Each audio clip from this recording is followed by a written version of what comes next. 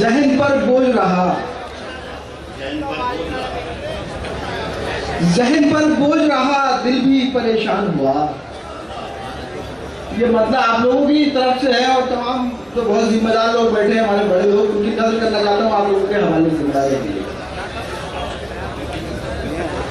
जहन पर बोझ रहा,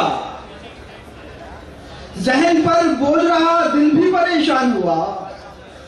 जहन पर बोझ रहा, दिल भी परेशान हुआ। इन बड़े लोगों से मिलकर बड़ा नुकसान हुआ। जहन पर बोझ रहा, दिल भी परेशान हुआ। इन बड़े लोगों से मिलकर बड़ा नुकसान हुआ। देखिए शेर मुलाजा फरमाएंगे कि आदतन आदतन आंख छलक उठती है हंसते हंसते। आदतन आंख छलक उठती है हंसते हंसते। आदतन आंख छलक उठती है हंसते हंसते।